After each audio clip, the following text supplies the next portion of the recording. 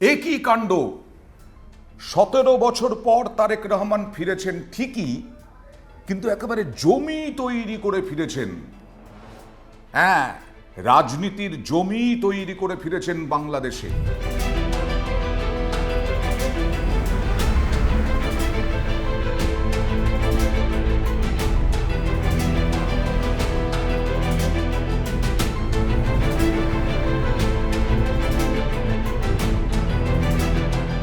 হ্যাঁ, বাংলাদেশের মানুষ বলতে পারেন আপনাদের এত উৎসাহ কেন? উৎসাহ এই কারণেই, বাংলাদেশে শান্তি ফিরে আসুক, সুস্থিতি আসুক, বৈষম্য দূর হোক, বিদ্বেষ দূর হোক, এবং কড়া হাতে মোকাবিলা করুন তারেক রহমান গণতন্ত্র প্রতিষ্ঠা করে। আর সেই গণতন্ত্র প্রতিষ্ঠার জন্য, নির্বাচনে লড়ার জন্য একেবারে আটঘাট বেঁধে নেমেছেন। 17 বছর পরে এসেছেন তো কি হয়েছে? আর তো কয়েক মাস পরেই নির্বাচন। আটঘাট কেমনভাবে বেঁধেছেন? এখনো পর্যন্ত জানা যাচ্ছে যে জাতীয় সংসদের 300 আসনের মধ্যে 275টা আসনে প্রার্থী দেবেন তারেক রহমান, অর্থাৎ খালেদা জিয়ার দল বিএনপি। 275টা আসনে প্রার্থী দেবেন। বাকিগুলো দেওয়া হবে কাদের? বাকিগুলো দেওয়া হবে সমমনোভাবাপন্ন দলগুলোকে। জামিয়াতে উলামায়ে ইসলাম পেয়েছে 4টি আসন। এটা কিন্তু জামাত নয়। জামাতের সঙ্গে বিএনপি কোনো জোটে যায়নি। হ্যাঁ, এর আগে যখন ক্ষমতায় ছিল তখন জামাতের সঙ্গে সখ্য ছিল বিএনপির, কিন্তু বাংলাদেশের জাতীয়তাবাদী দল এবার বিএনপি অর্থাৎ বাংলাদেশ ন্যাশনালিস্ট পার্টি এবার জামাতের সঙ্গে জোটে নেই। এখানেই জামাত চাপে, এখানেই এনসিপি তো কয়েকদিন হয়েছে মাত্র, এনসিপির নেতারা চলে যাবেন বিএনপিতে। কিন্তু জামাত, যারা বারবার চেষ্টা করেছিল বাংলাদেশকে পূর্ব পাকিস্তান করে দেওয়ার, যারা বারবার একেবারে আইএসআই নিয়ে এসেছিল বাংলাদেশে, যারা আমাদের উত্তর পূর্ব ভারতের জঙ্গি গোষ্ঠীগুলোকে আশ্রয় দেওয়ার চেষ্টা করেছিল, যারা জঙ্গি ঘাঁটি তৈরি করার চেষ্টা করেছিল বাংলাদেশকে, সেই জামাত বিএনপি জামাতের সঙ্গে নেই। আর জামাত তো নামমাত্র। যে আমরা লক্ষ লক্ষ মানুষের জনসমুদ্র দেখছি তারেকের জন্য, আজকেও পাগলের মতো ছুটছেন জেন জিরা তারেকের পিছু পিছু, তারেকের সঙ্গে, তাতে পরিষ্কার বিএনপি ক্ষমতায় আসছে, গণতন্ত্র প্রতিষ্ঠা হচ্ছে, গণতান্ত্রিক দেশ হিসেবে আবার বাংলাদেশ উঠে আসছে তার নাম। এখনো পর্যন্ত এই জামিয়াতে উলেমায়ে ইসলাম, এই দলটির সঙ্গে যুক্ত হয়েছে বিএনপি, এছাড়া অন্যান্য দলের সঙ্গেও। এই জামিয়াতে উলেমায়ে ইসলাম পেয়েছে 4টি আসন। এখনো পর্যন্ত যা জানা যাচ্ছে তারা বলছেন সমমনোভাবাপন্ন দল, এবং শরিকদের সঙ্গে তাদের সম্পর্ক আরো গভীর হয়েছে। হ্যাঁ, মানে 2018 সালের পর থেকে, অর্থাৎ খালেদা জিয়া জেল এবং তারপরে অসুস্থ হওয়া, এই সবের জন্য ভারপ্রাপ্ত চেয়ারম্যান হিসেবে তো বিএনপির ভারপ্রাপ্ত চেয়ারম্যান হিসেবে তো কাজ করছেন তারেক রহমানই। লন্ডন থেকেই করুন আর বাংলাদেশে বসেই করুন, তিনি যে আটঘাট বেঁধে নেমেছেন এটা পরিষ্কার। জামাতকে নির্বাচনে রুখতে এই জামিয়াতে উলেমায়ে ইসলাম এর সঙ্গে যুক্ত হয়েছে বিএনপি, জোট করেছে বিএনপি।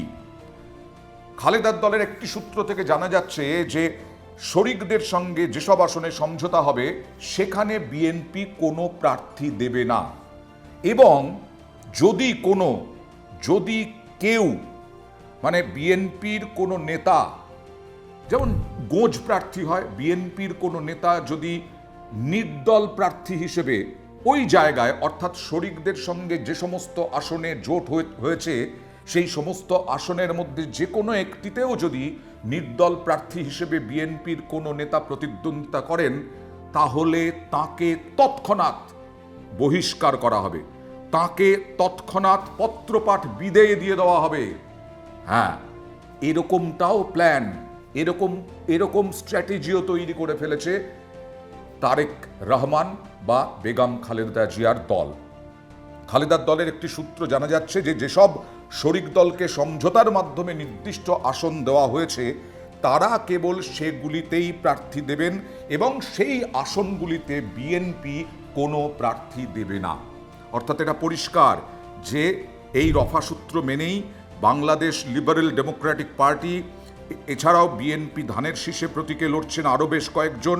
তার সঙ্গে বাংলাদেশের জাতীয় দলের চেয়ারম্যান বিএনপিতে যোগ দিয়েছেন, তাকেও দেওয়া হচ্ছে একটি আসন।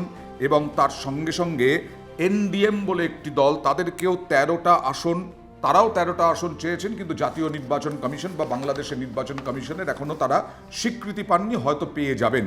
অর্থাৎ বিএনপি এ পর্যন্ত 2 দফায় 272টি আসনে দলীয় সম্ভাব্য প্রার্থীর নাম ঘোষণা করে দিয়েছে। বাকি 28টির মধ্যে থেকেই সমঝোতার মাধ্যমে শরিকদের আসন ঠিক করা হবে। এর মধ্যে গতকাল জামিয়াতকে 4টি আসন, সিলেট, ব্রাহ্মণবাড়িয়া, নীলফামারী, নারায়ণগঞ্জ। নীলফামারী 1, ব্রাহ্মণবাড়িয়া 2, সিলেট 5, নারায়ণগঞ্জে 4। এই 4টি আসন, নারায়ণগঞ্জ 4, এই 4টি আসন, এই 5টি আসন বা 4টি আসন তারা ছেড়ে রেখেছে। এবং জানা যাচ্ছে যে আরও বেশ কয়েকটি দল, গণসংহতি আন্দোলনের প্রধান সমন্বয়কারী যে দল, একটি করে আসন ছাড়া হবে। অর্থাৎ আবার বলছি, 8 ঘাট বেঁধেই তিনি নেমেছেন ভোটের ময়দানে। এবং এটা পরিষ্কার, আওয়ামী লীগ নিষিদ্ধ, আওয়ামী লীগ লড়তে পারবে না। আওয়ামী লীগের নেতারা বিভিন্ন দেশে আশ্রয় নিয়েছেন, ভারতেও আশ্রয় নিয়েছেন, গোপনে রয়েছেন। আওয়ামী লীগ এই ভোটে নেই। সুতরাং 2026-এর 12ই ফেব্রুয়ারি যে ভোটটা হতে চলেছে, নিরঙ্কুশ সংখ্যাগরিষ্ঠতা বিএনপি নিয়ে আসবে। তারেকের নেতৃত্বে তারেক হবেন প্রধানমন্ত্রী। এবং আমরাও বাংলাদেশের সঙ্গে কোনোদিন সুসম্পর্কই চেয়ে এসেছি, আমরা বই দিতে চাইনি। এবং এই তারেক রহমান আবারও 1971-কে, এই যে মুক্তিযুদ্ধ, সেই মুক্তিযুদ্ধ নিয়ে বারবার বলছেন, দেশে শান্তি স্থিতিশীলতা নিয়ে বারবার বলছেন। কেন যেতে হয়েছিল নির্বাসনে, স্বেচ্ছা নির্বাসনে? 18 মাস কারাবাসের পর তিনি 2007 সালের 11ই জানুয়ারি বাংলাদেশে জরুরি অবস্থা জারি করা হয় এবং তারপরেই বাংলাদেশের শাসন ক্ষমতা নেয় সেনা সমর্থিত তত্ত্বাবধায়ক সরকার। সেই সময় দুর্নীতির অভিযোগে গ্রেফতার হন তারেক রহমান এবং 17 বছর পর যে ফিরছেন, তিনি চলে গিয়েছিলেন 18 মাস জেলে থাকার পর 2008 সালের 3রা সেপ্টেম্বর মুক্তি দেওয়া হয় তাকে। জেলে খালেদা পুত্রের ওপর অত্যাচার করারও অভিযোগ ওঠে তারেক রহমানের বিরুদ্ধে, সেই সময় তত্ত্বাবধায়ক সরকার, সেনা সমর্থিত তত্ত্বাবধায়ক সরকারের বিরুদ্ধে। এবং জানা গেছিল যে তারেক রহমান কিভাবে চলে গিয়েছিলেন, তারেক রহমানকে ছাড়তই না। বাংলাদেশের সেনাকর্তাদের সঙ্গে একরকম আপোষ রফা করেই দেশ ছেড়ে যেতে হয়েছিল তারেক রহমানকে। এমনকি নাকি জানা যায় ওখানকারই সূত্রে যে এরকমটা একটা মুচলেকা দিতে হয়েছিল যে তিনি আর বাংলাদেশে রাজনীতিতে অংশ নেবেন না। এবং সেই সম্মতিপত্রে স্বাক্ষরও দিয়েছিলেন, এরকমটাই শোনা যায়। সেই তারেক রহমান, যাকে বাংলাদেশের রাজনীতিতে ঢুকতে দেওয়া হচ্ছিল না, সেই তারেক রহমান এলেন কাদেরকে নিয়ে? লক্ষ লক্ষ বিএনপি সমর্থক, সাধারণ মানুষ, এমনকি বলা হচ্ছে আওয়ামী লীগের যারা রয়েছেন এখনো পর্যন্ত সমর্থক কর্মী, তাঁরাও কালকে গিয়েছিলেন তারেক রহমানের কথা শুনতে। আর সেই তারেক রহমান এমনি এমনি আসেননি, যেটা বললাম, একেবারে মাঠ তৈরি করে এসেছেন, নির্বাচনের ময়দান তৈরি করে এসেছেন। কাকে কটা আসন দেওয়া হবে, 272টা আসনে কারা কারা প্রার্থী হবে, সেই সমস্ত কিছু তৈরি। অর্থাৎ 12ই ফেব্রুয়ারির পর ইউনূসের ভবিষ্যৎ আর জামাতের ভবিষ্যৎ কি হয়, সেটাই তো সব থেকে বড় প্রশ্নের মুখে ফেলে দিলেন এই তারেক রহমান। আজকে তার বাবা জিয়াউর রহমান, প্রাক্তন সেনাকর্তা, প্রাক্তন রাষ্ট্রপতি, তার কবরে গিয়েছিলেন সম্মান জানাতে তারেক রহমানের বাবার কাছে। এবং তারেক রহমানের আজকেও দেখলাম যা জনসমুদ্র, তারেক রহমানের জন্য জেন জি ছুটছে। তারেক রহমান একটা অন্যতম প্রধান ভূমিকা পালন করবেন, আমরা সবাই আশা করি এই উপমহাদেশে। দেখা যাক।